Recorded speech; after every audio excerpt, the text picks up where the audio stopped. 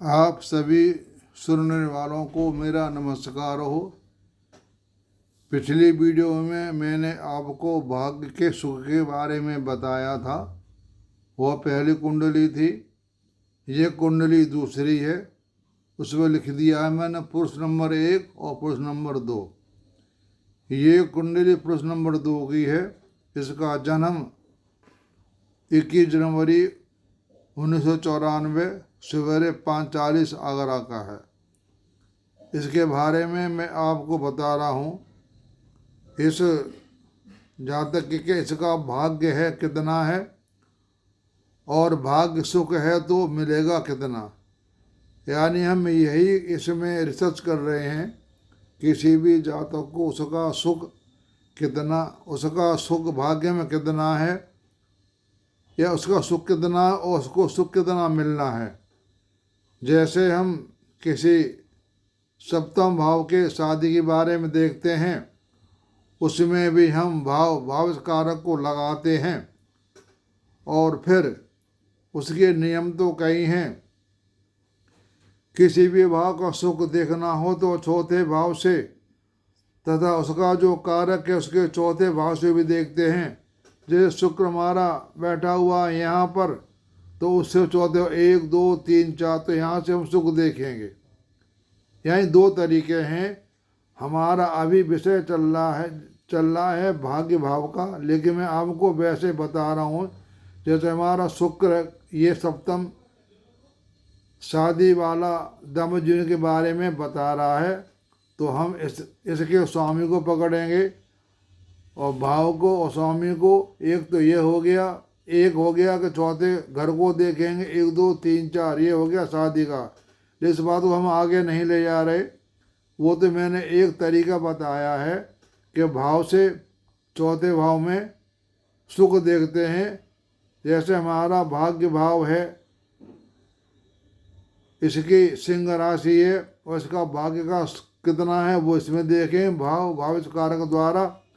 फिर हम लगाएंगे चौथे भाव यानी कुंडली के 12वें भाव को लगाएंगे भाव कारक द्वारा। तो इस पता हमें लग जाएगा कि इसका सुख कितना है।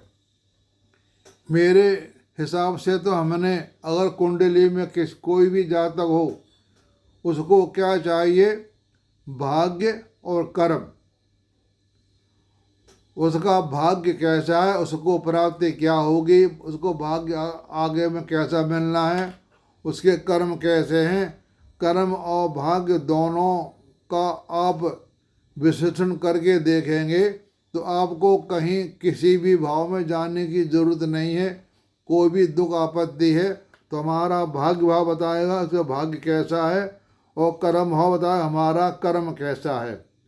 कर्म से ही भाग्य बनता है। हम कोई भी कर्म करेंगे, अच्छा तो बुरा फल मिलेगा, अच्छा करेंगे तो भाग्य मिलेगा। ये हमारा हो गया प्रारब्ध। जो हम कर्म करके आए हैं, तो हमारे 2 ही भाग्य के भाव हैं, एक पूर्वाध एक उत्तराध, पंचम और नवम। और एक तरीका और भी बताते हैं, वो भी आप निकाल सकते हैं। भाव से भावार्थ को भी देखते हैं कि भावार्थ उसको क्या ताकत दे रहा है, भावार्थ उसको आगे रास्ता क्या दिखा रहा है। जैसे हमारा 9वां भाव है तो 9 भाव का भावार्थ को भी देखते हैं, उसकी भी करते हैं। लेकिन मैं तो यहाँ सारी बातें नहीं ले रहा। सारी बातें लूँगा तो वीडियो बहुत लंबी बन जाएगी। लंबी वीडियो देखने में फिर सज्जनों को थोड़ी दिक्कत होती है। जितनी छोटी वीडियो हो उतना ही अच्छा होता है, उनको कम समय में देख लें। मैं इस तरह से सारी वीडियो थोड़ी बना के डालता रहूँगा। आपको कहीं कुछ तो प्राप्ति होगी, ऐसा नहीं है कि प्राप्ति ना हो। जो आपको अच्छा लगे उसे ग्रहण कर लें, जो आपको पद्धति अच्छे लगे उसी ग्रहण कर लें। ये हमारे सारा पाराशर मध्य के हिसाब से मैं बता रहा हूँ। पद्धति तो बहुत हैं, जैमिनी पद्धति भी है और कृष्ण पद्धति भी है, और पद्धति देखने की बहुत हैं। लेकिन जितनी पद्धति निकली हैं सारी पाराशर के द्वारा ही निकली हैं। पाराशर ही हर मतलब जितनी पद्धतियाँ सबकी जननी है। कहने का मतलब ये है कि पाराशर के नियम ही सब पर लागू होते हैं। मेन जो हमारी है वो पाराशर पद्धति है। अब हम देखते हैं, मैंने आपको बताया था किसी भी भाव का फल देखने के लिए हमें एक भाव से फल पता नहीं पड़ेगा। उसमें भाव भावस कारक लगा दो या भाव भावात लगा दो या भाव चौथे घर का सुख लगा दो, यानी 3 ग्रह लेने पड़ेंगे, 3 भाव लेने पड़ेंगे। उसमें हमारे 3 ग्रह के लेने से हमें कई ग्रहों का संबंध मिल जाएगा। एक भाव से हम कभी फल निष्कर्ष नहीं निकाल सकते। अब हम चलते हैं। सबसे पहले हमने यह देखना है इस जातक की लगन कुंडली कितनी बलवान है। वो हम देखते हैं। मेरे पास 4 कुंडली हैं, जन्म कुंडली, चंद्र कुंडली और 10 भाव की लगन कुंडली और 9 भाव की लगन कुंडली। अब हम देखते हैं जैसे कि जो लगन कुंडली है उसमें कितना भाव है। लगन कुंडली यहाँ कुछ नहीं दिखा रहा, ना कोई ग्रह बैठा है और ना कोई ग्रह की दृष्टि है। अब चलते हम चंद्र कुंडली में। चंद्र कुंडली में लगन इसकी गुरु देख रहा है। इसको 3 ग्रह देख रहे हैं, गुरु देख रहा है, शनि देख रहा है और मंगल।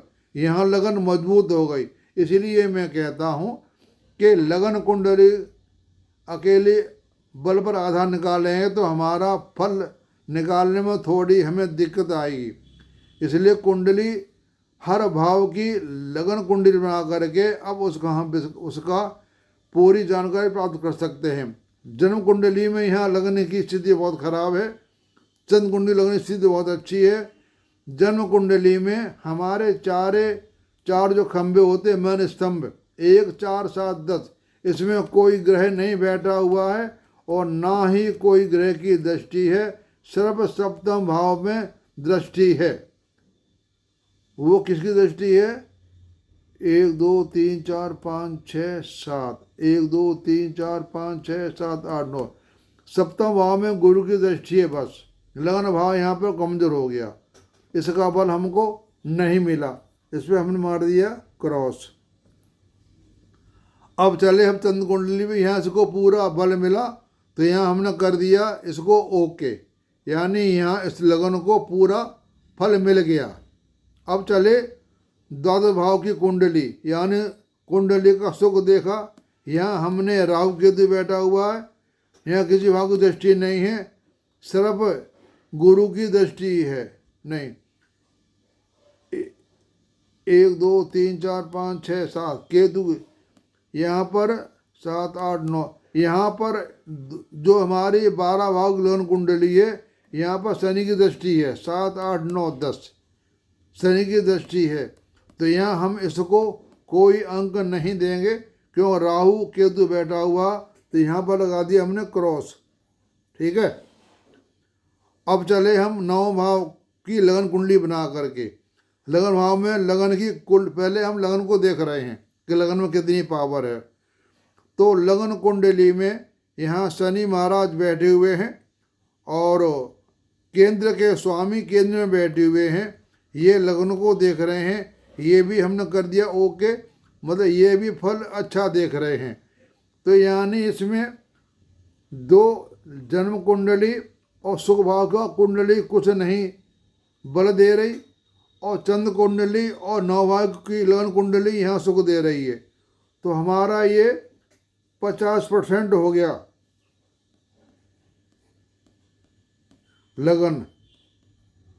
लगन बल।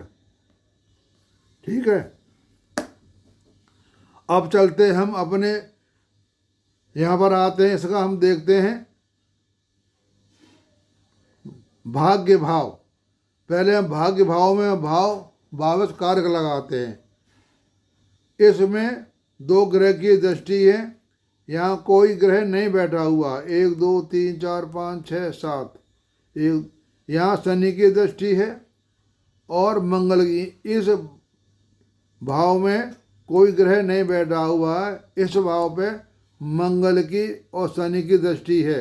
मंगल की सप्तम 1 2 3 4 5 6 7 और मंगल की अष्टम है और शनि की सप्तम। इस भाव पे 2 ग्रह की दृष्टि है, यानी भाग्य ठीक है इसका। लगन जन्म कुंडली में भाग्य ठीक है, लेकिन लगन इसका आधा मतलब 50% है। लगन में ताकत 50% है, पूरी नहीं ताकत है इसके अंदर। अब उसके लिखते हैं भाव और भावे सूर्य 1 2 3 4 5। इसको सूर्य नहीं देख रहा है, तो इसका जो भाव में जो भाव है, इसका कुंडली इसमें कुछ नहीं मिला। भाव में हो गया 0, भाव बल हो गया 0 हो गया, क्योंकि इस भाव को ग्रह नहीं देख रहा है। जो ग्रह अपने भाव को नहीं देखता है उसका बल 0 हो जाता है। अब भाव ये हो गया हमारा भावे, ये हो गया भाव कुछ नहीं है, भावे से इसका होगा सूर्य।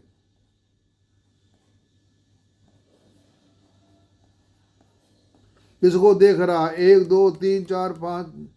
सूर्य इसको नहीं देख रहा है, इसको मंगल शनि देख रहे हैं, सूर्य नहीं देख। भाव बल हो गया 0, भावे सूर्य हो वो भी इसको नहीं देख रहा, ये भी 0 हो गया। इसका कारक है गुरु,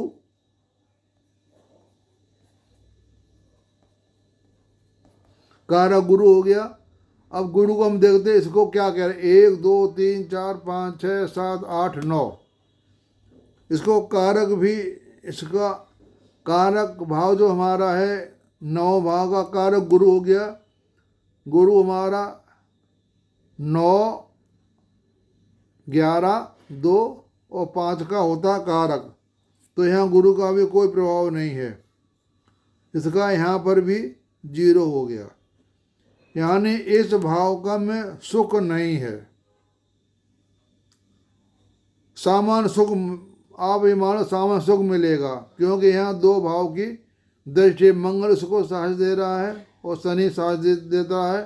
हमारा तीसरा भाव जो है वो साहस का होता है, तो शनि इस घर को देख रहा है, इसको हिम्मत दे रहा है, यानी इसको साधारण सुख इसके जिंदगी में है। अब साधारण सुख है तो इसका सुख भी साधारण ही होना चाहिए कुंडली के हिसाब से।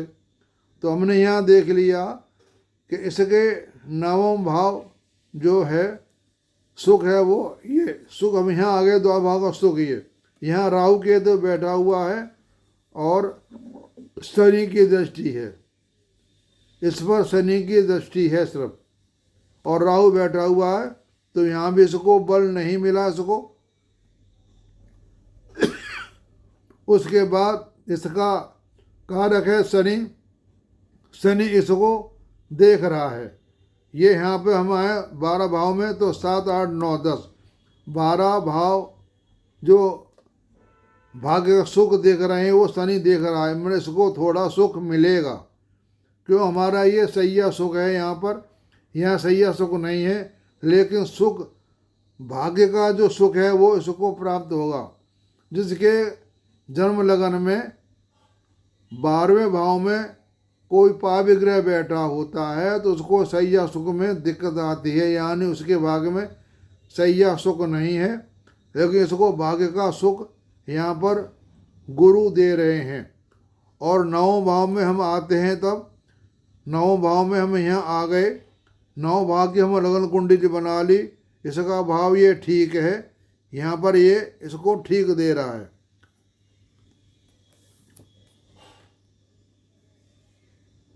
यानी ये 9 भाव के द्वारा इसका ठीक है, और इस ये जो हमारा भाव है इसका सुख यहाँ पर नहीं है, और इसका यहाँ पर सुख है, और इसका यहाँ भी सुख है, और चंद्र कुंडली में इसका कोई सुख नहीं है, यहाँ भी नहीं है। यानी ये रह गया 50%। हमारे सुख भाव जो है वो ठीक नहीं है, क्यों इसी की लगन में राहु बैठा हुआ है, ठीक नहीं है। ये ठीक है, शनि देख रहा है, और उसका सुख भाव हमारा ये है। और यहाँ पर 9 भाव इसको सुख दे रहा है, यहाँ भी सुख दे रहा है, यहाँ नहीं दे रहा और ना यहाँ दे रहा, यानी 50% सुख हो गया। यानी इस जातक को अपनी जिंदगी में भाग्य का फल 50%। ऐसे मैंने आपको बता दिया कि इस जातक का भाग्य का आधा फल मिलेगा। तो इस तरह से मैंने आपको भाग्य के बारे में बता दिया। भाग्य किसी भी भाव के लिए आप 4 कुंडली बना लें। 2 कुंडली बहुत ज़रूरी होती हैं, जन्म कुंडली और चंद्र कुंडली। इन दोनों कुंडलियों से उसका आधार निकल आता लगन का, और भावों का बल भी चंद्र कुंडली के द्वारा निकाल सकते हैं। अगर लगन भाव कुंडली सुख नहीं दे रही है तो चंद्र कुंडली देख लो, और चंद्र ने कुंडली नहीं दे रही इसमें देख लो। दोनों का अनुपात लगा लो, कितना बल चंद्र कुंडली दे रही है, कितना बल जन्म कुंडली दे रही है। उन्हीं से हम भावों का फल निकालने में सफल हो जाएंगे। ये तो मैंने वैसे आपको बता दिया है लगन बना करके कि हमारे यहाँ पर ग्रहों की स्थिति क्या है, क्यों ये हमने हर भाव में ऐसे ही निकालना है। जैसे हमने 10वां भाव का कोई सुख देखना है तो लगन भाव में देखेंगे, और भाग्य भाव सुख देखना है तो 12वें भाव में देखेंगे, और भावात से हम देखते हैं तो 5म भाव से 9वें भाव का सुख देखेंगे। ऐसे ये मैंने आपको बता दिया। जैसे हम पिता के बारे में देखते हैं, हमारा 9वां भाव पिता का होता है। ये चैप्टर बाद का वैसे बता रहा हूँ उदाहरण के लिए। तो 9वें भाव से 9वें भाव को देखेंगे। फिर सूर्य जहाँ बैठा उससे 9 भाव देखेंगे। सूर्य बैठा 1 2 3 4 5 6 7 8 9 10वां भाव से। पिता का सुख हम 10वां भाव से देखेंगे और 9वें भाव से देखेंगे। यानी पिता का सुख के लिए 9वें भाव से 9वें भाव, और सूर्य पिता का कारक होता है तो सूर्य जहाँ बैठा वहाँ से 9 भाव देखेंगे। 1 2 3 4 5 6 7 8 9 10वां भाव को देखेंगे। इस तरह से हम इस तरह से माता का निकालते हैं। यानी तरीके तो बहुत हैं, जो आपको तरीका आसान लगे उसी से आप निष्कर्ष निकाल लें। जिस तरह से मैं निकाल रहा हूँ आप सज्जन भी इस तरह से निकाल के देखें तो आपको इसके बारे में पता लग जाएगा कितना ये सही है या गलत है। तो आपको अगर मेरी वीडियो अच्छी लगी हो तो लाइक करें, सब्सक्राइब भी करें। मैं ऐसे ही वीडियो बना के डालता रहूँगा। अभी ये डालूँगा, बाद में प्रश्न कुंडली भी बारे में डालता रहूँगा, क्योंकि हमें प्रश्न कुंडली की ज़रूरत बहुत पड़ती है। किसी के जन्म की डेट तारीख हमें पता नहीं है, हम प्रश्न कुंडली से उसका फलादेश निकाल सकते हैं, लेकिन वह फलादेश 1 साल के लिए होता है। जन्म कुंडली से हम उसका जीवन भर का फलादेश निकाल सकते हैं, और प्रश्न कुंडली से 1 साल का फर्क निकाल सकते हैं।